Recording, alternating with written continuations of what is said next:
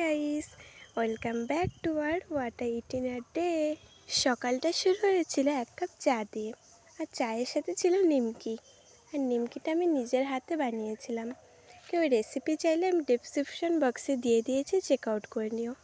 তার সাথে ছিল এক বয়াম বিস্কিট। তারপরে খেয়েছিলাম এই খাবারটা, কেউ নাম জানলে কমেন্টে বলো। তারপরে মা এখানে বেলের শরবত করে দিয়েছিল। আর দুপুরে লাঞ্চে ছিল মাছের ঝোল আর আলু ভাজা। তারপরে সন্ধ্যার দিকে এই কুরকুরেটা খেয়েছিলাম। তারপরে খেয়েছিলাম এখানে মুড়ি মাখা আর চা, যেটা মা করে দিয়েছিল।